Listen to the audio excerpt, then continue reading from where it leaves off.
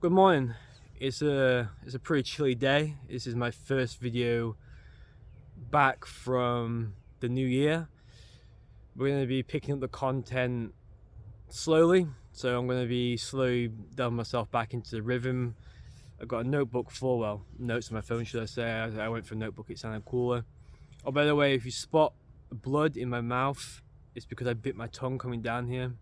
But I think I got rid of it all, so I don't think I've been in a fist fight or a deer's headbutting me or something crazy. Um, so yeah, it's a pretty wet morning. It's pretty chilly, but I'm pretty warm after the walk. UK's been hit with floods, the worst floods in 20 years.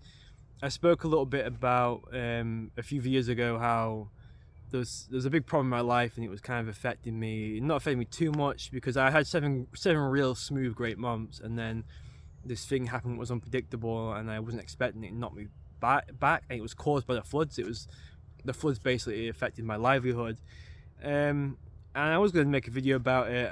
The video was going to be about how you can't rest on your laurels. You got to always sort of be ready. But I didn't make the video because I thought I would get past the emotion, and I ended up thinking the video would be about nothing. And I think I was right in the end. And I don't think I'm going to talk about it now because I've sort of just explained it now. And the emotions I get from it, I'll probably put into other work I do throughout the year. But yeah, I'm easing myself in slowly before we pick up the rhythm. But yeah, it is apparently the worst floods in 20 years, and the floods are still going on. And the River Trent, which is a river very close to me, is flooded so high I've never seen anything like it. So it's interesting how we're going to move forward in the country if we're going to be getting more floods throughout the years, because these are caused by storms, etc.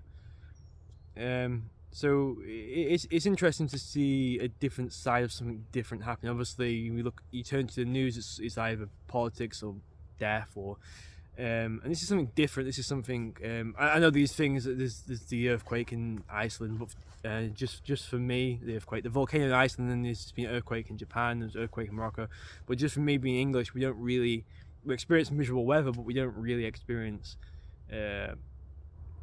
like flooding to this degree, even though there are places on the seaside that flood, but they're usually so isolated. You read like a column, but these floods have affected the whole of the UK. So obviously it's kind of fascinating. Even though the floods have affected myself, you can take a more of a curiosity to how life is going, can't you? When you step back from life, I think it's the best way to deal with things. So in this video, I want to talk about something what has kind of surprised me, because the topic I want to talk about is going in a direction what I didn't expect. And that's the wokeness. I don't know what you call it. The wokeness is going to many things. It's going to a debate between right and left. It's going to a thing about sexuality. It's going to media.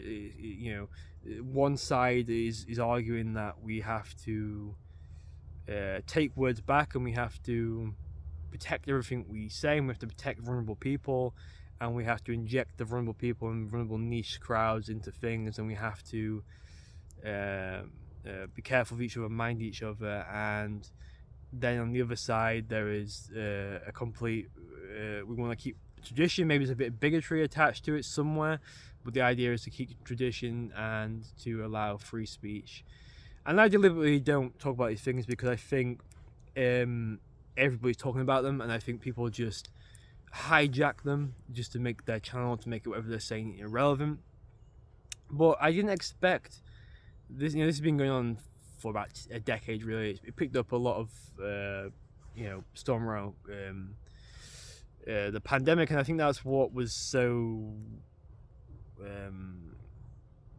disheartening. I think what happened, I think everybody was struggling, and obviously businesses were going under, and it was such a difficult time for the world and for life and for our mental health. I think I just had a regression in my own mental health with what's happened due to the floods. I had a bit of a relapse. I started drinking coffee again. I started weaning myself off. I started working too intense, and my work's making me not sleep again, and I'm not eating right, I'm not exercising right. So I've got some work to do to get back to how I was. And I started this channel as sort of a selfish therapy, because I hope to connect to you guys, but there is this selfish thing to it where I'm hoping to share, but then I can't share fully because I have to water down what I say to make it palatable.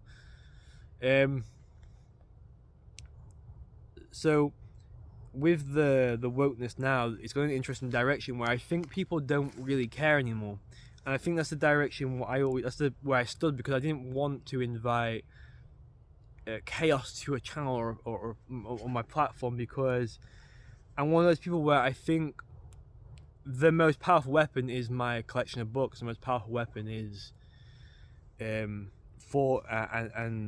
speech, in the sense of, we're not speaking from a standpoint, we're speaking for interest, to try and find something, try and uncover something.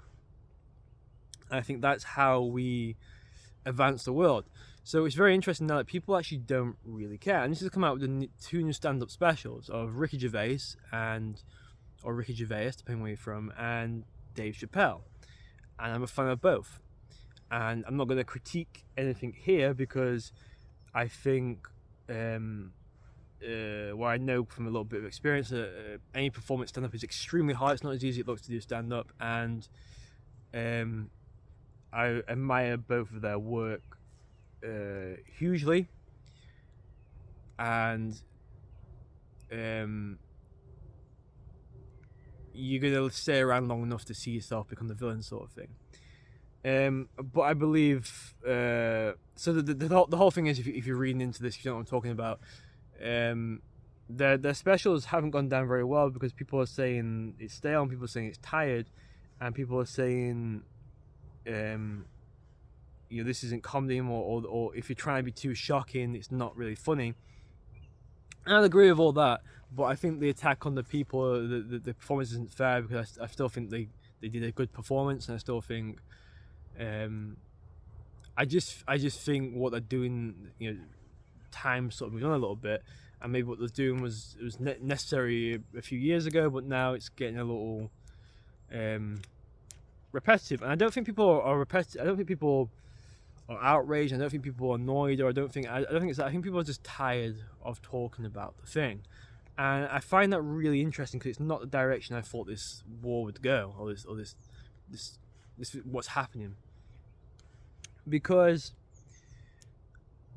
let's just break it down a little bit. You have I don't know what the generation after boomers are called, like the my grandparents in the war. I forgot what they're called, but that generation, or most of them, I have a few people work in care, and I've heard differently, but most of them are leaving life with respect, and they've built this family, and there is this beauty of them trying to learn about a tablet, or they're trying to learn about my life, and there's a warmth to them, and they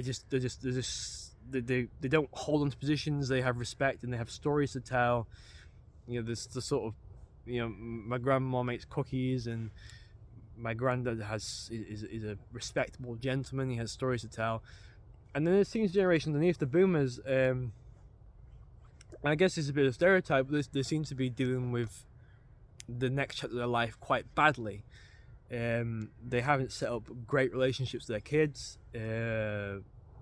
They are struggling with their mortality. They're struggling with their health, and they're struggling with a lot of things. And through that, they started to latch onto the idea that because they were feeling a certain way, and they had fear that because life has really progressed these past 20 years, and because they were either feeling left behind, or everything was starting to feel foreign to them, they have latched onto this idea that with all this change, it's just bringing complete negativity. And with all arguments, there is some truth in that, of course. I'm a big believer of all free speech. You have it can be very hard to be friends with the left, because they can become I don't believe in the left and right as per se. I think it's a silly thing. I think everything's so nuanced, it's hard to count. But just for this argument, we're just going to say left or right. I think it's good to have friends on the left, because it feels kind of nicer to be around people have more freedom and are more liberated, if you like, or they just want to try new things. It's much more relaxed to be around somebody who wants to eat food what is foreign to them, or they don't see color, if you like. That's not to say anybody on the right is racist, of course, because there is this thing on the left that they want to be friends with a person what isn't their skin color, so they can get points.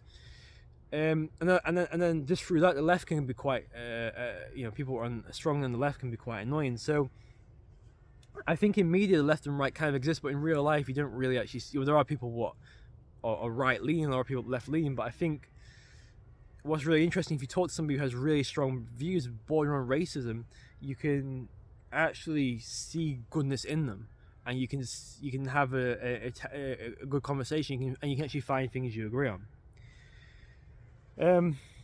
But obviously, what's been happening is we've just created these two sides where it's both of them are toxic, and both of them are stunting the growth of society, when we've got much bigger and bigger problems to worry about. It is really the time to put our problems aside and group together. So just to go back to what this video is about, I just find it very, very interesting the direction this is going in. And obviously this might not be the final resting point, but I just think people are sick and tired of talking about it. And I think obviously what happened is you had I definitely believe that minority groups obviously should be represented, and I definitely believe that there has been bigotry and people have been held back, and groups do have less money, and I'm definitely all for inclusivity, and but through that it's meant that we've kind of watered talent down, that we're just injecting people into positions when they might not have any talent, but it's because they tick a certain box. And on the other hand, because it's happened, we've actually had a lot of really interesting work come out, because we've seen more diversity in media. It's been an interesting outcome. And if you've ever seen Superstore, it's not everybody's cup of tea. It's just like a sitcom TV show. The warmth of that show and the genius of that show is it's so inclusive, and that's kind of so refreshing, because it's refreshing that everybody is included. But obviously that can't go too far, because if we're being competitive, media can be inclusive, but then there's going to be somebody who is the top actor. There's going to be somebody who this amazing performance, and that doesn't really see a gender or race. That just is the performance. And we've seen that get hijacked, and that bad performances are pushed, or the wrong information has been pushed, facts have been bent just to fit an agenda. But then on the other side, we've seen this kind of boredom of just hanging on and just making these shocking jokes, what maybe funny 20 years ago, but there isn't really too much intelligence or thought behind them. And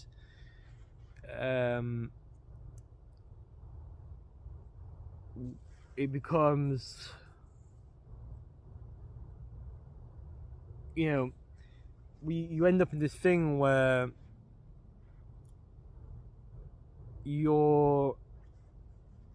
by keeping the traditions, you're allowing people to exercise behavior what wasn't good, and it needs to be stopped. Because, as I said at the beginning of the video, or another video, I can't remember, it's good to keep a bit of the past, and it's also good to evolve it. And this idea of keeping everything as it should be, or that this change is not good, is kind of wrong. Because I was talking to one of my friends, and she was telling me the day when a woman just makes a film what isn't an agenda of, oh, this is a woman doing this, is a day when it's a big win. None of those films do exist, but I think she means on like a grander scale. I hear voices. It's very hard in the UK to find secluded places. So yeah, obviously I could nuance this and go on forever, but this is the video that I'm just kind of fascinated that people are getting tired. It's not really what I predicted. I thought it would get louder. I actually thought it would end with... I think it has to end with the facts win, because facts are facts. But I don't know if it's going to be an end to... You know, I mean, I could just stand here and just tell you what I think it is, but people are going to disagree. And what I think it is sort of what I'm saying, that one group, well, people aren't feel like they're being heard, and now this is a generation where everybody can have a platform. This is a generation where it's kind of cool. Well, it's not cool, but people think it is cool to be a victim of something, or have some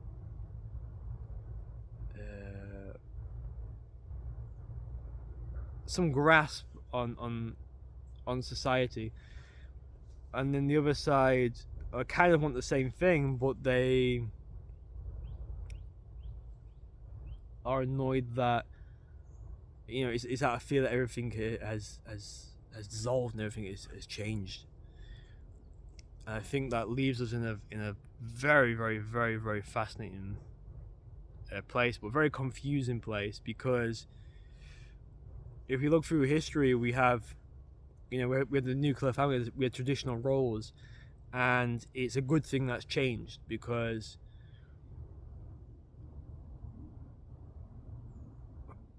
I'm not thinking of a reason why, because I'm just thinking of the way to explain it, because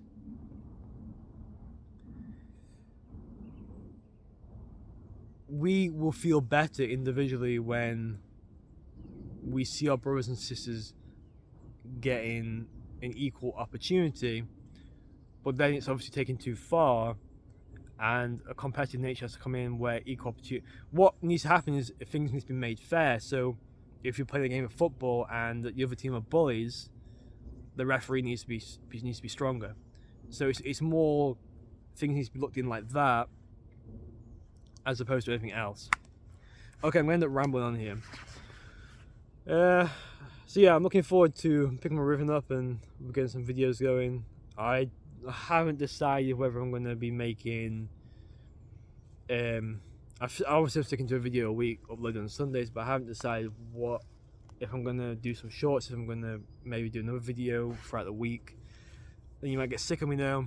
I think there's something nice about just content once a week, and like I said before, this channel's not going to go on forever. Okay, so yeah, I hope you're going to have a great start to the year. It's certainly interesting.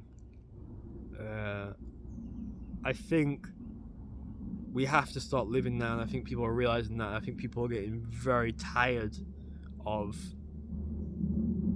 having to hear about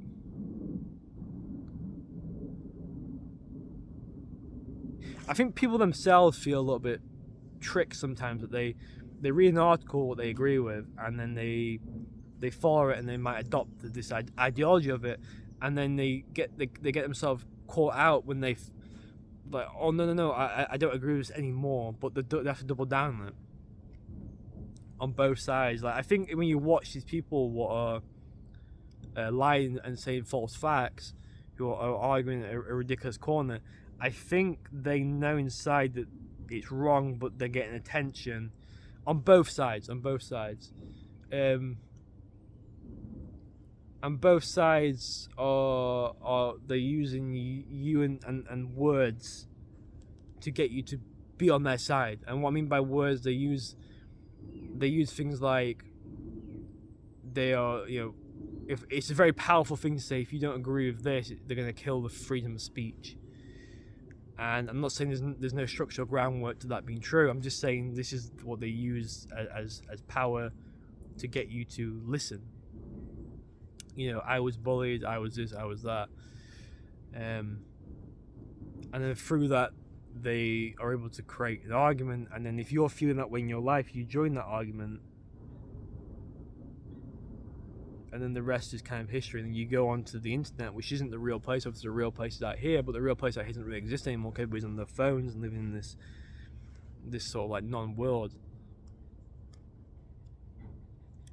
So yeah, I think I'll end it like this. I think this is the year where I've been saying this for a long time, that you step back and you really take a balanced view of what's going on around you. And, you know, try and stay offline and try not to get your mind dragged into agendas. Okay, I'll see you in the next video. Ciao.